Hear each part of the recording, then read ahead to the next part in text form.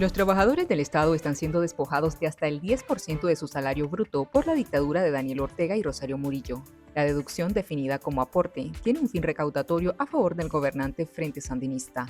Confidencial confirmó esta ilegal deducción salarial con maestros, personal de salud y de otras instituciones del Estado. Los trabajadores estatales rechazaron el aporte partidario, que se suma a una larga lista de abusos contra los empleados públicos, entre estos, la presentación de la declaración patrimonial o la obligación de acudir a los actos partidarios para rendirle culto a los dictadores. El Senado de la Federación Rusa ratificó un acuerdo para fortalecer la cooperación militar con Nicaragua, firmado en Moscú en septiembre de 2025. El acuerdo establece las bases legales de la cooperación militar con la dictadura nicaragüense y estipula el intercambio de información de inteligencia y guerra radioeléctrica entre ambos ejércitos. En agosto de 2024, Confidencial reveló la existencia de un centro de espionaje ruso en la base del ejército ubicada en el Cerro Mocorón, en Managua. El dirigente opositor Félix Maradiaga aseguró que el acuerdo convierte a Nicaragua en una base militar rusa. Expertos en derechos humanos de las Naciones Unidas expresaron preocupación por la desaparición forzada del preso político Brooklyn Rivera, de quien no se tiene información desde que fue detenido arbitrariamente en noviembre de 2023, hace más de 2 años y medio. Mientras, el grupo de excarcelados políticos y organismos de derechos humanos alertaron sobre el agravamiento de la salud del coronel retirado Carlos Brenes, quien se encuentra desaparecido desde hace 9 meses y medio, y demandaron una prueba de vida a la dictadura. Los informes señalan que Brenes sufre la complicación de una herida en el pie, agravada por la falta de atención médica y la negación de tratamientos especializados como la insulina, que es necesaria para la diabetes que padece. Su familia no ha tenido contacto con él desde hace meses. Según la Corte Interamericana de Derechos Humanos, Brenes y su esposa Salvadora Martínez fueron condenados en un juicio secreto a 15 años de cárcel por el presunto delito de traición a la patria. Además de Brooklyn Rivera y Carlos Brenes, otros 9 presos políticos se mantienen en condición de desaparición forzada.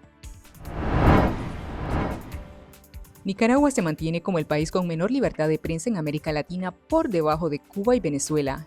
El país fue ubicado en el puesto 68 de 180 naciones evaluadas en la clasificación mundial de prensa de Reporteros Sin Fronteras. La organización denuncia que bajo el régimen de Ortega y Murillo existe una represión sistemática y un deterioro permanente de las condiciones para ejercer el periodismo. Por primera vez en 25 años en la clasificación mundial de la libertad de prensa, más de la mitad de los países del mundo se encuentran en una situación difícil o muy grave para informar. La poeta Yoconda Belli denunció que la aduana de Nicaragua, bajo el mando de Ortega y Murillo, prohíbe el ingreso al país de sus novelas Un silencio lleno de murmullos y El infinito en la palma de la mano. Belli manifestó que el poder dictatorial teme las verdades que la literatura ilumina. La censura a sus obras es el capítulo más reciente de una ofensiva por parte de la dictadura que ha ilegalizado a 81 instituciones culturales, confiscado festivales y sustituido la creación independiente por expresiones controladas por Rosario Murillo.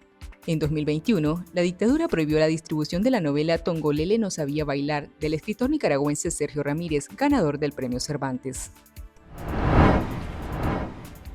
El propagandista de la dictadura Moisés Absalón Pastora aceptó públicamente el cierre de su programa televisivo Detalles del Momento, que se transmitía por el estatal Canal 6 desde 2018. La caída de Pastora se suma a la de otros voceros del régimen que también fueron separados de los medios oficiales, desde que el hijo de los dictadores Daniel Edmundo Ortega tomó el mando del llamado Consejo de Comunicación. Entre los propagandistas defenestrados se encuentran Alberto Mora, quien fue separado de su espacio en Canal 4 desde octubre de 2025, y William Grigsby, quien fue retirado del programa Sin Fronteras, aunque ya tenía varios años separado de la dirección de Radio La Primerísima. Pese a no tener mayor audiencia ni influencia en las bases sandinistas, Pastora mantuvo su espacio mientras le resultaba útil a Rosario Murillo para promover el culto a la personalidad de los gobernantes. El Ministerio de Hacienda autorizó una nueva modalidad de contratación pública denominada Acuerdos Marcos, en la que se convierte en una gran tienda virtual que centraliza las compras de bienes estandarizados como artículos de oficina para todas las instituciones del Estado. Bajo este sistema, Hacienda habilitará un catálogo electrónico donde los ministerios y demás instituciones generarán sus órdenes de compra de bienes estandarizados. Los acuerdos marcos solo aplican para la adquisición de bienes estandarizados.